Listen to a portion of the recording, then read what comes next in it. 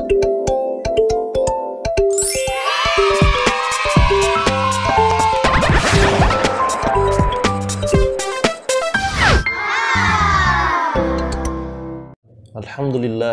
la haula wa la quwata illa billah. Allahumma salli wa sallim ala nabiyyina Muhammad wa ala alihi wa sahbihi wa man walah. Amma ba'd. Jamaah salat subuh Masjid Imam Bonjol yang saya cintai karena Allah, yang saya muliakan. Alhamdulillah, bapak-bapak, ibu-ibu, saudara-saudariku, barakallahu fikum. Bersyukur kita kepada Allah Subhanahu wa taala. Di subuh ini kita dikehendaki oleh Allah Subhanahu wa taala untuk menghirup udara yang segar sekali, yang kata ulama tidak bercampur dengan udaranya orang-orang munafik yang dia tidak bangun subuh. Dan ini nikmat yang luar biasa. Dan alhamdulillah, yang kedua kami sampaikan bahwa saya, Ustadz Hashim dan Takmir sepakat bahwa kita bekerja sama dalam menyampaikan satu kitab, Minhajul Muslim. Dari hasil diskusi dengan Ustadz Hashim, saya kebagian bab muamalah.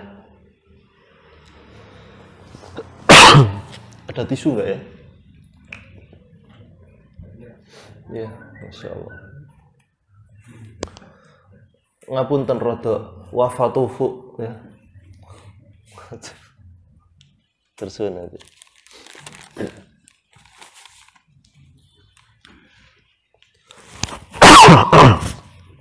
Jadi apa yang kita bahas di dalam bab muamalat ini, babul muamalat, yaitu yang pertama yang dibahas di sini adalah kitabul jihad.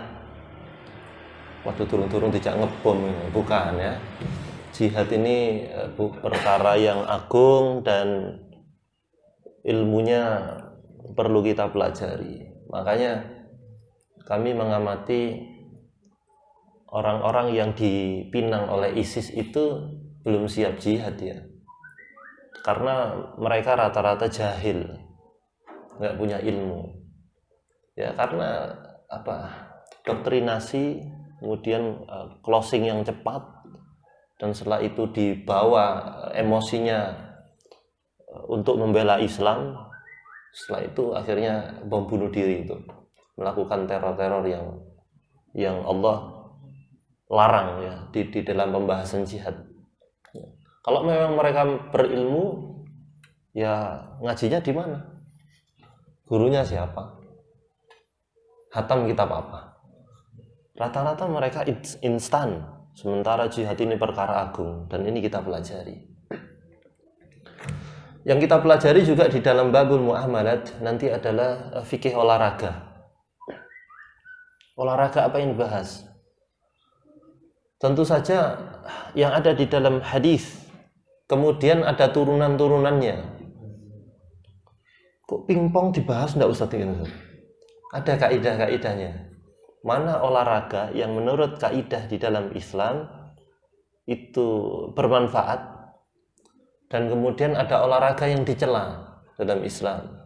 Ada banyak cabang olahraga yang begitu digemari, ternyata kalau ditimbang dengan Al-Quran dan As-Sunnah, dia bukan olahraga, dan itu merupakan perkara yang tidak berguna. Kemudian apalagi yang kita pelajari? Yang kita pelajari adalah kitabul buyu', kitab jual beli. Ini penting. Mulai dari rukun jual beli, makruh di dalam jual beli, setelah itu akad-akad batil. Kemudian karena ada pembahasan riba, nanti kita akan bahas riba kontemporer. Kemudian perakatan-perakatan di dalam Islam, syirkah-inan, mudharabah, itu semuanya akan kita bahas. Setelah itu belajar apa lagi di dalam babul muamalat? Yaitu kita akan belajar tentang rumah tangga. Ya, tentang rumah tangga. Semari Ustaz. Ya, itu belajar. Ya belajar ya, mulai babul mukafaah, bab kesetaraan. Semari kok kandani ya. Nggak, minimal buat anaknya ya. Nambah ya apa-apa. Kemudian berguna juga untuk mengkoreksi diri kita. Tentu saja saya juga masih belajar. Kira-kira yang selama ini kita lakukan dalam berumah tangga apakah benar sesuai dengan yang Allah maui, Allah kehendaki seperti itu. Dan kemudian hal-hal lain yang terkait dengan rumah tangga, apa itu sakinah, mawaddah, warahmah, yang selama ini kita sering ucapkan, namun kemudian ketika kita jabarkan, kita mungkin sebagian paham, sebagian kecil mungkin paham sebagian ya. Dan bab-bab lain terkait perbudakan ya,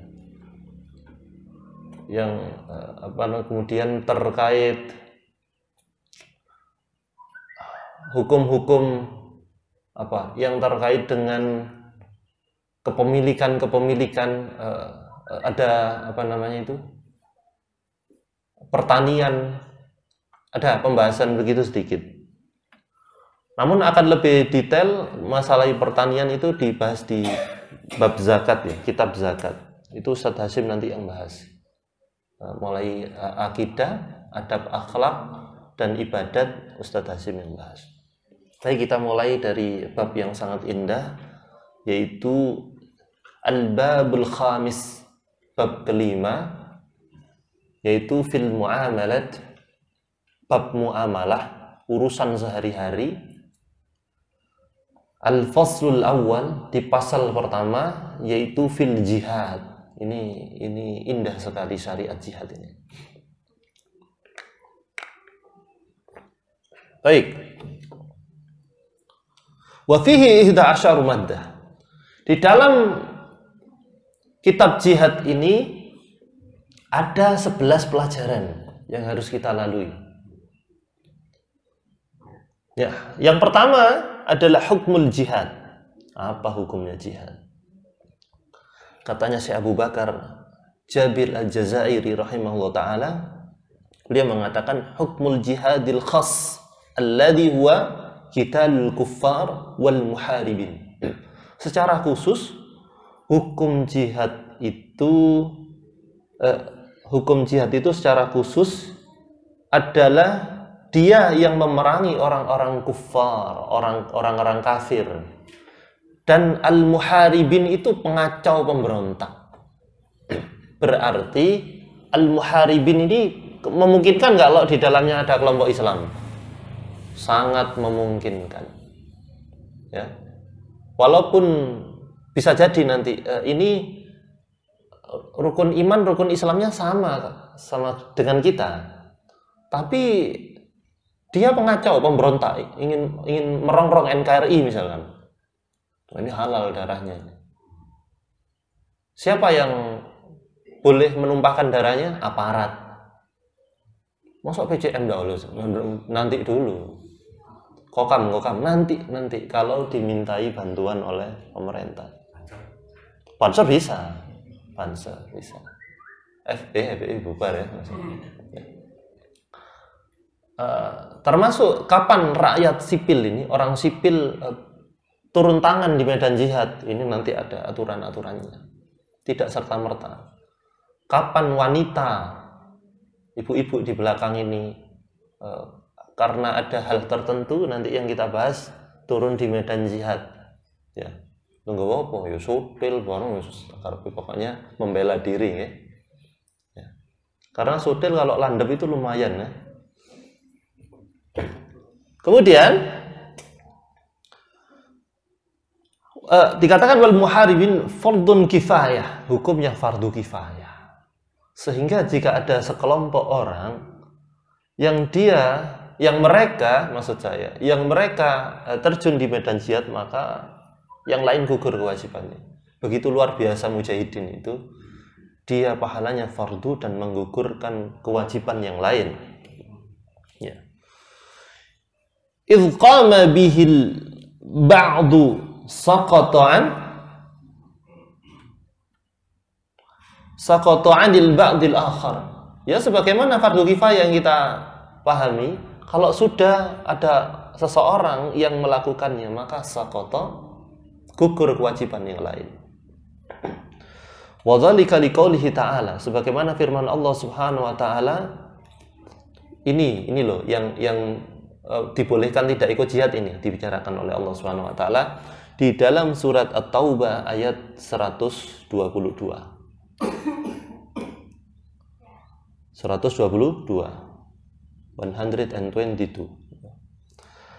Di situ Allah berfirman, "Wa ma kanal mu'minun liyunfiru kaffah."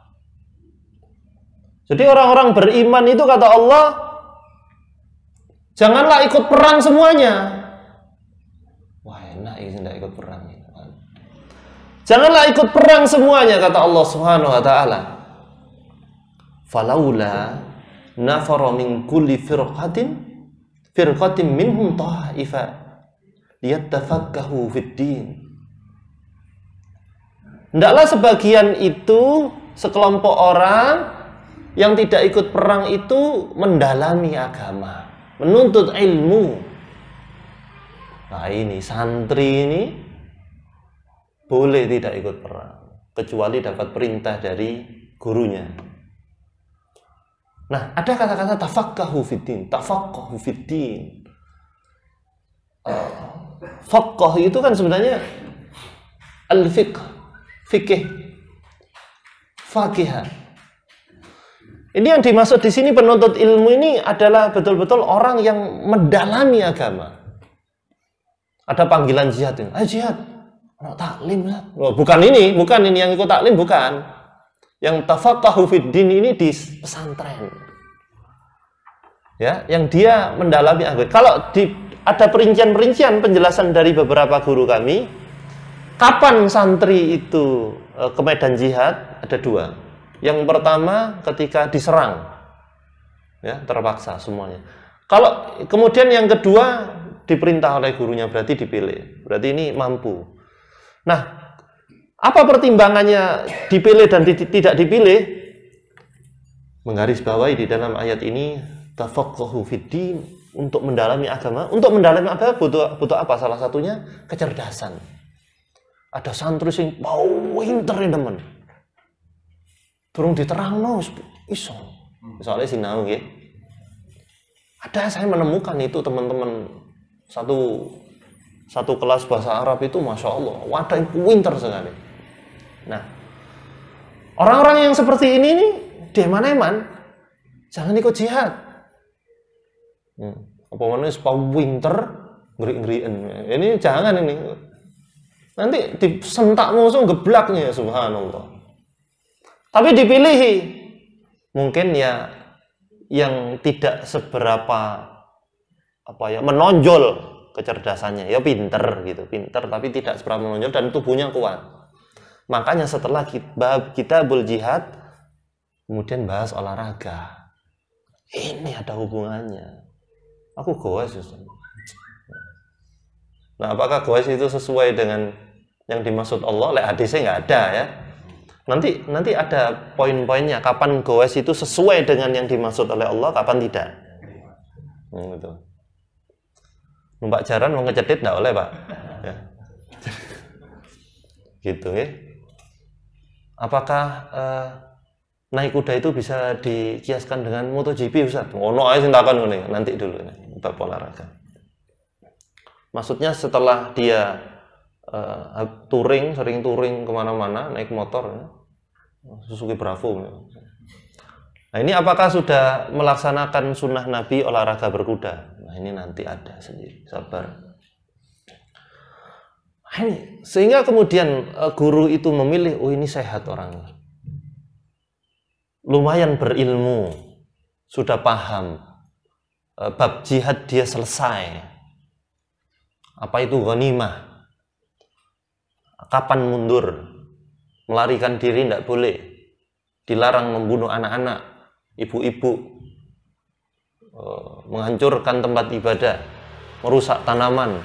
Masya Allah, indah sekali ini gitu, bab jihad ini. Kemudian apa itu gencatan senjata. Wah, itu ketika dia sudah paham itu semuanya, minimal itu, ya monggo. Nah, anak-anak ini semangat jihadnya luar biasa orang-orang kadang-kadang. Tapi ngapunten, cewek itu orang resik, Pak. Bab toharonya belum selesai. Sehingga mana mungkin dia akan berjihad. Makanya ketika waktu itu di tahun 2007 di salah satu masjid Kota Malang, saya hadir di situ. Ada yang menawarkan diri, saya mau ke Palestina, saya mau jihad melawan Zionis. 2007 aku langsung live streaming dengan Mujahidin yang di sana, Hamas. Kemudian pertanyaannya ya satu, hafal Al-Quran nggak? Langsung lemes, juz amma ya, orang tutup, Al-Fatihah ya peletot-peletot semua. Kalau nggak hafal Al-Quran, Anda akan menyusahkan kami, mundur dulu. Bukan sekedar hafal, tapi paham isinya. Bayangkan. Begitu tentara-tentara Hamas itu, Masya Allah. Kalau nggak hafid, minggir dulu. Hafal 30 juz. Kamu bagaimana? Juz 30, minggir dulu. Berarti, Masya Allah. Karena kemenangan itu dengan iman. Strategi nomor 21. Dengan iman. Nah, inilah yang dibicarakan di dalam ayat ini. Yaitu sebagian yang menuntut ilmu agama ini diutamakan nggak jihad nanti dulu. Dan banyak lagi yang akan dibahas, nanti akan ada turunannya. Kemudian, idza raja'u ilaihim la'anahum yahdzarun. Karena nanti ketika sebagian orang berjihad, maka dia bisa ngajari umat, mengkader agar umat ini jadi mujahidin selanjutnya. Karena yang lain sudah syahid, sudah indah hidupnya itu. Baik, kemudian kata Syekh Abu Bakar Jabir Al-Jazairi, "Ghaira annahu yata'ayyanu ala man ayyanahu al-imam fa yasbihu fardhu 'ain fi haqqih." Dan kemudian kata beliau menambahkan, ada kondisi-kondisi tertentu yang dia menjadi wajib jihad, bahkan fardu ain. Kalau sampai tidak ikut jihad maka dia berdosa, bukan fardu kifayah. Tadi kemudian dibahas fardu kifayah. Nah, liqauli sallallahu alaihi wasallam, sebagaimana sabda Kanjeng Nabi Muhammad sallallahu alaihi wasallam, fa idas tafartum fanfiru. Lah kalau kamu diserang, serang balik. Nah, ini penting. Berarti kondisi kalau misalkan tiba-tiba waduh, Janti diserang. Siapa yang nyerang ini? Bukan Gondang Legi FC, bukan ya? Tapi ini bukan masalah gelut bal-balan. Tapi betul-betul syar'i, kita diserang karena agama. Ya. Jelas-jelas ini penyerangnya ini nyerang kita karena agama. Dan ini kelompok pengacau. Kelompok yang merongrong negara. Kelompok pemberontak. Karena terpaksa kita membela diri. Itu. Bukan kelompok yang kita anggap musuh loh ya, bukan kelompok yang kita anggap musuh, maaf. Ini nanti rawan nanti. Tapi kelompok yang sudah distempeli oleh ulama, yang sudah stempel oleh pemerintah bahwa ini kelompok pengacau. Itu. Wallahu a'lam bishawab. Dan wa kadza idza dahan al-adu baladan fa innahu yata'ayanu ala ahliha hatta nisa'i minhum mudafata'u. Jadi bahkan perempuan ketika kondisi negara ini diserang, perempuan wajib membela diri ketika mampu. Jadi dalilnya adalah membela diri. Ketika mampu ini maksudnya adalah sudah tahu bahwa lagi sakit, lemes, renta, ya enggak usah ngelawan. Tapi kemarin ada video di TV One itu, ada nenek-nenek yang mengacungkan pisau kecil ke tentara Zionis karena memang sedang dianu laras panjang ini, panjangnya person apa betul? Ada sebagian yang tahu ya. Itu nenek-nenek suruh mundur nggak mau, tetap gini aja. Tapi pisau kecil ya Allah, kayak ngiris gedondongnya loh, enggak itu, enggak pedas, gini dok. Dan kemudian tentara Zionis Israel laknatullah alaihim ajma'in itu menembak dengan laras panjang dan matilah nenek itu. Nah itu Masya Allah membela muruah agamanya. Baik, itu tentang hukum jihad. Saya ulangi, hukum jihad terbagi menjadi dua secara umum, yaitu fardu kifayah, kemudian yang kedua fardu ain jika terpaksa diserang. Jika diserang. Baik, sekarang itu poin A tadi ya. Poin B, kalau di sini ba. Anwa'ul jihad, macam-macam jihad. Nah, kita ini jihad yang mana? Macam-macam jihad. Yang pertama adalah jihadul kuffar wal muharibin.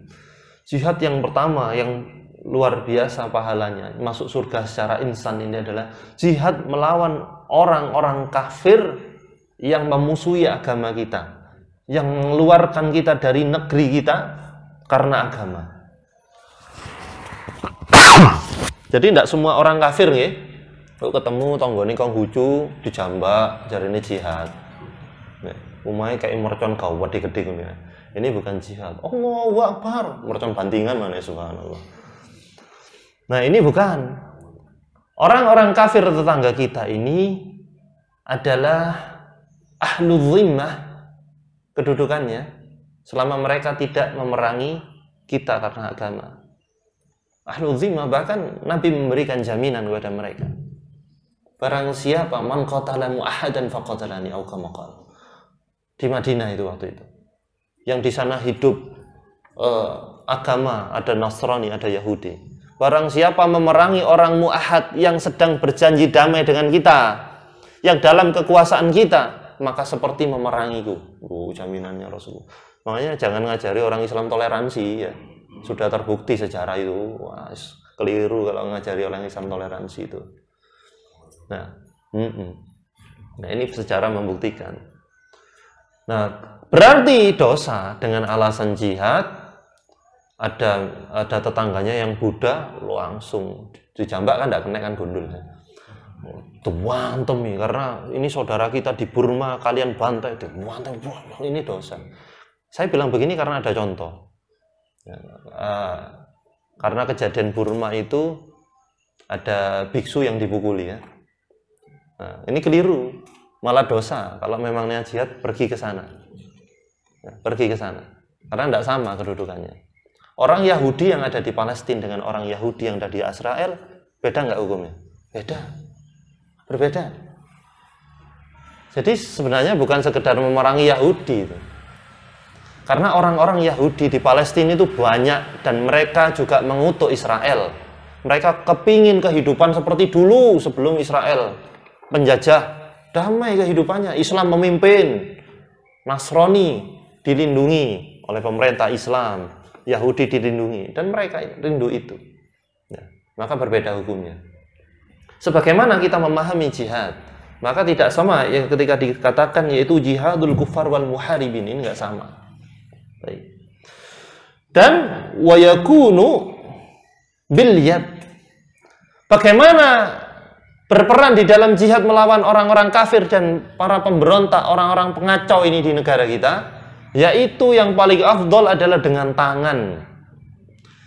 Berarti ini dengan perbuatan turun di medan jihad.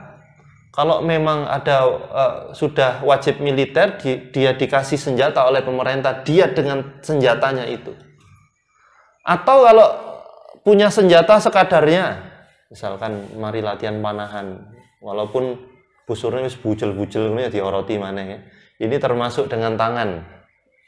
Ya, yang dilakukan oleh saudara-saudara kita di Gaza itu juga dengan tangan, ya, karena punya kemampuan. Atau yang dimaksud di sini adalah bilyat, itu adalah secara politik. Bilyat itu secara politik. Karena yang dimaksud di dalam hadis falyughayyirhu biyadihi, kalau ada kemungkaran rubahlah dengan tangan. Ini bukan dengan pendungan, tapi dengan kekuatan. Kekuatan apa kalau bukan kekuatan politik? Maaf, maksud saya bukan sekedar politik praktis. Berarti aku tak jadi DPR, nggak harus. Ya. Coba kita belajar betapa keputusan itu walaupun ngotot akar rumput kayak gimana, sulit berubah hanya dengan tanda tangan. Sudah selesai. Ya, kita belajar dari kejadian di Jakarta. Pulau-pulau yang ilegal itu bisa dihentikan hanya dengan tanda tangan. Hanya beberapa detik. Ini namanya falyughayyirhu biyad. Selesai sudah. Nggak lanjut pembangunan. Itu. Nah, kemudian yang kedua dengan apa? Wal lisan. Dengan lisan. Ini jihad melawan orang kafir dan pemberontak, orang-orang yang disesatkan oleh para ulama, dicap sesat, dicap teroris oleh ulama, ya. Ini dengan lisan. Karena apa? Karena tidak mampu dengan tangan. Salah satu syaratnya jihad itu punya senjata di medan jihad. Kecuali ketika diserang, ya. Ketika serang ini sembarang kali, wis pacul, uncak, catut, barang bisa digunakan senjata. Pokoknya ngelawan gitu, karena diserang. Tapi kalau di medan jihad harus punya senjata. Nggak punya senjata, nggak boleh. Karena ini termasuk menyia-nyiakan nyawa. Itu. Dengan lisan ini penting. Oh, sadar diri. Iya ya, saya kan nggak boleh. Saya akan diperintahkan untuk menuntut ilmu agama. Berarti tidak boleh ikut jihad dengan para mujahidin. Ya sudah, saya punya medsos. Ini lisan. Medsos ini lisan, Bapak Ibu. Makanya ketika medsos ini salah kita gunakan, lisan kita yang kena hisab. Lu inget, kan HP ini tidak tak kenek, no. Pakai ini ngetik. Nah, tulisan ini hukumnya sama dengan lisan, sama dengan omongan. Ulama berdalil dengan suratnya Nabi Shallallahu Alaihi Wasallam yang dikirimkan ke Raja Heraklius. Kalau orang-orang Arab menyebutkan Herakl. Ini sama, berdakwah dengan lisan. Nah, sehingga orang apa yang kita unggah di media sosial, di status di sini soambat ya. Ini nanti dihisab oleh Allah Subhanahu wa taala. Titik-titik sambat. Datar ndok gosong itu loh diupload, subhanallah. Ini sama dengan lisan. Ini sama dengan lisan. Ya. Baik, barakallahu fikum. Sehingga kita tahu Kanjeng Nabi itu punya beberapa penyair. Ini penyair kan menggunakan lisan. Karena syair itu fungsinya seperti medsos dulu itu. Ada penyairnya Nabi SAW yang sangat terkenal dan ini andalannya Nabi, yaitu Hasan bin Thabit radhiyallahu anhu. Ini penyair luar biasa. Beda dengan stok-stok penyair Nabi yang lain. Dan ini penting di medan jihad ini. Harus ada penyair. Loh, kenapa begitu? Bersair ya kok. Lah, dengan syair ini, coba ketika ulama menerangkan dengan syairnya Hasan bin Thabit, orang-orang musuh-musuh Islam ini mendengarkan syairnya Hasan bin Thabit, mereka bisa ketakutan 3 hari 3 malam. Don gitu. Bazar. Tapi ini beda, ini berkualitas. Hasan bin Thabit. Like mereka kan ya pokoknya nggak konten ya ora genah ngono iki. Cek-cek gitu. Pokok bondo kuota, kamera diupload, ngedit aja ambek Canva ya. Ora bondo. Kalau Hasan bin Thabit ini memang kompeten, pakar bahasa. Bahasa Arabnya luar biasa. Ya. Karena tidak semua orang Arab itu pandai berbahasa. Makanya Al-Quran itu kekuatan sastranya luar biasa, nggak ada yang bisa membantah. Nah, inilah Hasan bin Thabit masuk rombongan jihad dan menyebarkan syair-syair itu, bisa orang ketakutan. Ini kekuatan lisan. Sehingga hati-hati dengan lisan kita. Kita gunakan lisan medsos kita untuk berjihad. Waduh, saya bukan influencer. Nggak apa-apa. Yang penting medsos itu kalau ada misalkan ada ini momen-momen Israel menyerang, ya ini kita berjihad dengan lisan. Lah kita mau ikut Hamas ya enggak oleh. Ya banyak variabel-variabel yang kita tidak boleh ke sana dengan Hamas itu. Ya yang pertama itu tadi pengetahuan agama dan Al-Qur'annya kita kurang, termasuk saya. Kemudian menjaga hubungan baik dengan umarah tentunya, karena nanti ada syarat-syarat. Yang ketiga tentunya ketika seandainya kita diperbolehkan gabung dengan mereka, belum tentu kuat juga. Gerimis titik ngeluh. Ngono kate megang AK-47. Ya. Tidak mungkin. Lah gendong anak rewel lo keju bunda. AK-47 itu berat. Lewat terowongan ini juga. Karena kita nggak bisa seperti itu, ya monggo kita manfaatkan medsos kita untuk menjadi Hasan bin Thabit, yaitu jihad dengan lisan. Kalau panjenengan bisa nulis artikel. Ini Masya Allah. Karena begitu tulisan itu mempengaruhi luar biasa. Dan Al-Quran adalah ditulis. Ya dulu dihafal ya. Tidak ditulis. Sekarang ditulis dan dibaca. Karena bacaannya itu luar biasa. Dan ini termasuk jihad dengan lisan. Nah, kemudian kalau tidak bisa dengan tangan nggak bisa, dengan lisan nggak bisa. Oh ya, yang nomor 2 bukan lisan, yaitu bilmal, dengan harta.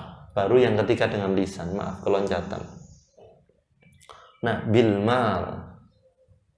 Tulisannya rada cewili ya. Ngapunten, kitab saya ketinggalan di rumah satunya. Ini jadi pakai apa? PDF. Iya kan keong ya. Baik. Nanti tak bawa. Oh, beli lagi deh ya, biar enggak tukaran situ-situ. Nah, kemudian bilmal, kenapa? Ada apa dengan harta? Coba bayangkan. Sahabat ring satunya Nabi Sallallahu Alaihi Wasallam. Sahabat ring satu itu al-ashira mubasyaratun bil jannah, 10 orang yang dijamin masuk surga itu. Coba hitung yang miskin berapa, Pak?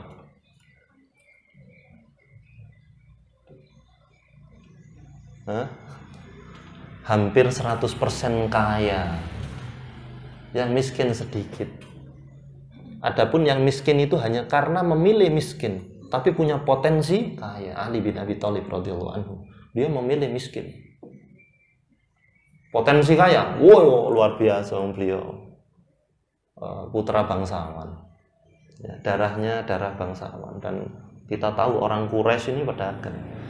Kita tahu bahwa ilmu hasab itu sangatlah penting di dalam memilihkan amanah untuk orang lain. Ya. Dilihat hasabnya, prestasi di dalam keluarganya, garis keturunan yang ke atas. Dan beliau memang memilih miskin. Bukan berarti nggak bisa. Oh, ilmu dagang, ilmu marketing itu kalah tung semaringin. Nggak ada apa-apanya. Tapi rata-rata semuanya kaya, dan kayanya banget kayanya. Zakatnya aja Abu Ubaidah Ibnul Jarrah itu adalah di antara 10 sahabat yang paling nggak butuh dunia. Kayanya luar biasa, zakatnya triliunan, zakatnya itu. Zakat malnya itu loh. Zakat mal nggak dihitung. Zakat malnya ini triliunan. Kenapa dikatakan paling tidak butuh dunia? Bojone paling didik. Situ. Ya. Makanya panjenengan ini zuhud sekali. Bojone situ. Oh, nggak enak ngundang Ustaz iki jare ibu-ibu ya. Ya, mboten Bu ini anu. Ndak maksudnya Abu Ubaidah Ibnul Jarrah ini begitulah kondisinya, ya. Kaya luar biasa. Belum Abdurrahman bin Auf, Abu Bakar As-Siddiq. Wah. Karena tahu bahwa jihad ini butuh duit. Butuh harta. Onta kendaraannya, kemudian kuda. Ini tidak boleh kuda-kuda sing kuru, bongkring itu tidak boleh ini. Ini cocok kayak peyek. Ya, kudanya harus kuda kuat. Kalau sekarang yang kuda yang harganya ya di atas 100. Yang besar itu. Coba kuda-kudanya yang bayangkan kalau kuda kemudian kuda kayak dokar di pasar ini ditumpai Umar, tipes kudae. Sak vertigoe barang. Umar awake kawat radhiyallahu anhu. Besar. Kuda dinaiki Muhammad Al-Fatih. Loh. Ya langsung gagal ginjal. Kenapa? Muhammad Al-Fatih panjenengan pirsa bagaimana fisiknya beliau? Tinggi besar, makannya banyak. Beliau pernah kemudian makan banyak ini karena memang butuh untuk energi ya. Beliau pernah itu naik kuda, berhenti di suatu tempat yang bisa dipegang begini sama beliau, kudanya dikempit, diangkat ini sak kuda itu. Ini sejarah ini. Muhammad Al-Fatih, anak muda yang memimpin dunia ini. Bukan, ini pemimpin dunia, duduk ketua PRM ini. Pemimpin dunia anak muda. Kuat fisiknya. Ini makanya kita belajar ini. Pointer, kuat, sehat. Makanya harta ini penting. Karena di barisan pasukan jihad itu ada pasukan logistik. Emak-emak biasanya. Pasukan logistik. Ada orang, sebagian sahabat Nabi yang dia sudah tua, kepingin banget ikut jihad. Tidak diizini sama Rasulullah. Jangan. Ojo bakung. Dek umai ngutang putu. Karena bahaya nanti. Kait Allahu Akbar, panah mancep dek batuk. Tidak punya tameng, tidak punya apa. Ya. Akhirnya saking kepingnya jihad, ya wis, mungkin saya nggak bisa hadir di barisan itu. Saya titip kambing-kambing saya ini untuk makan, untuk logistik. Gitu. Makanya di dalam kitab Ta'am, bab tentang makanan itu, Nabi melarang memakan keledai negeri, namun yang beliau perintahkan adalah tidak apa-apa makan kuda. Nyembelih kuda, karena ini perang Khaybar. Perang Khaybar kita tahu berkecamuk luar biasa sampai melelahkan luar biasa. Logistik habis. Ini apa yang dimakan? Keledai nggak boleh, haram. Ya sudah, keledai negeri nggak boleh. Ya sudah, kemudian ya sudah kuda ini aja. Loh, onta kok nggak disebut?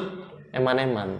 Karena ini onta ini untuk perjalanan pulang dan kekuatan endurance-nya ini, ketahanannya kuat. Memang dunuk-dunuk tapi kuat. Ya. Ketahanannya kuat. Makanya bahasanya unta itu salah satunya adalah rahila. Rahila itu satu akar dengan rihla, perjalanan jauh.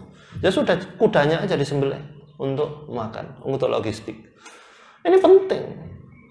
Berarti di sini kita selipkan sebelum kita masuk bab muamalah. Ini masya Allah pengarang kitab ini runtut sekali. Harta itu untuk apa? Untuk dakwah. Loh, bukan untuk beli properti. No. Untuk dakwah. Nah, kalau sebagian hartanya tidak untuk dakwah, sebagian besar, semoga Allah membersihkan hartanya, mensucikan hartanya. Kadang-kadang kita dipaksa sedekah itu motor hilang, rumah kebakaran, diakali wong, anakin dablek, anakin nabrak montore wong. Nah, ini kadang-kadang kita dipaksa dibersihkan hartanya. Karena sesungguhnya harta itu enggak untuk apa-apa, untuk dakwah. Sudah titik, sudah. Karena orang-orang yang sudah terbukti pandai menyikapi dunia, yaitu kalangan sahabat, mereka bahkan, coba Utsman ini kaya. Tapi mana warisannya Utsman? Mana? Tunjukkan warisannya Utsman mana? Ada rekening atas nama Utsman bin Affan, memang ada. Itu hanya apa? Ada perkebunan yang diwakafkan dan sekarang jadi hotel. Rekeningnya atas nama Utsman bin Affan radhiyallahu anhu. Ya Allah, enaknya di kuburan. Layah-layah. Belum lagi pahalanya yang banyak. Belum lagi kita baca Al-Qur'an, Utsman ikut mendapatkan pahala. Berapa orang yang baca Al-Qur'an? Karena periwayatan termasuk riwayat Hafiz An Asim min Tariq Syatibiyah itu arahnya ke Utsman juga radhiyallahu anhu. Wah, enak banget. Jadi itu kesimpulan dari harta. Dan jihad termasuk dakwah. Baik. Kemudian kalau sudah tidak bisa dengan tangan, nggak bisa, nggak punya kemampuan, juga dengan alarm ini juga mengingatkan kita dengan harta juga tidak bisa, terus kemudian dengan lisan juga nggak bisa, ya, retorika bahasanya kurang bagus. Dengan apa? Belum selesai pembahasan di poin 1 itu, tidak berhenti maksudnya di lisan, tapi fabi qalbi, dengan hati, menolak. Nggak bener Zionis. Makanya kok ono di Indonesia ono apa namanya itu, komunitas apa itu ya, pokoknya fans Zionis ya. Kok ono aja nih, kok ada begitu. Sebagian Islam, sebagian lagi kafir. Seandainya kafir pun tidak pantas, dia tidak tahu, dia menghirup udara, detak jantungnya ini adalah hutang ke Palestina, karena hanya Palestina negara pertama yang mengakui kedaulatan Indonesia. Tidak pantas dia. Sudah, walaupun kafir kan tidak pantas. Melawan Bapak Presiden juga mengutuk keras dengan atas tindakan Zionis itu. Tapi tidak ditangkap ya. Maka dari itu, ini penting poin pertama ini, berdasarkan sabda Nabi Shallallahu Alaihi Wasallam, jahidul musyrikin, berjihadlah dengan orang-orang musyrik, musuh Islam itu, bi amwalikum wa anfusikum wa alsinatikum, al hadis. Jihadlah dengan hartamu, dengan jiwamu dan lisanmu, 3 ini. Terakhir sebelum kita tutup taklim kita, harta, jiwa, lisan. Ketiga ini yang ada di dalam diri kita, kita renungkan betul. Ini kita gunakan untuk apa selama ini? Harta kita gunakan untuk apa? Kemudian jiwa kita, ini lelahnya kita untuk apa, Bapak Ibu? Untuk apa lelahnya ini? Lelahku, cari ibu-ibu, lelahku itu mikir bojoku, lelah sudah. Eman, tidak usah diarahkan yang lain lelahnya.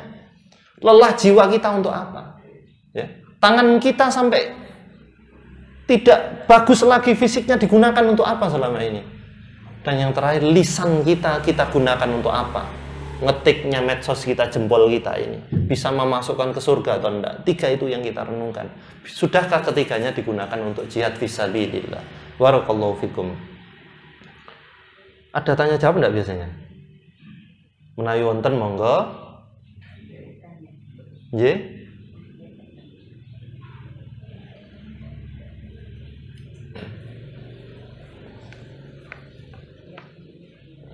Nggih, wonten? Ya, betul itu, betul. Ya, kalau nggak ada, kita akhiri dulu. Karena logistik sudah datang. Karena ini bagian dari jihad, ya, Masya Allah. Ngapunten kata, pasti ada salah dari diri saya. Semoga Allah memaafkan kita semuanya. Kita berdoa juga kepada Allah agar Allah memudahkan 3 poin ini yang ada di diri kita untuk memanfaatkan sisa umur kita agar bisa masuk surga. Ya Allah, mudahkan bagi kami jiwa kami, harta kami, dan lisan kami untuk berjihad di jalan-Mu ya Allah. Amin ya rabbal alamin. Subhanakallahumma wa bihamdika asyhadu an la ilaha illa anta astaghfiruka wa atubu ilaik. Wassalamualaikum warahmatullahi wabarakatuh.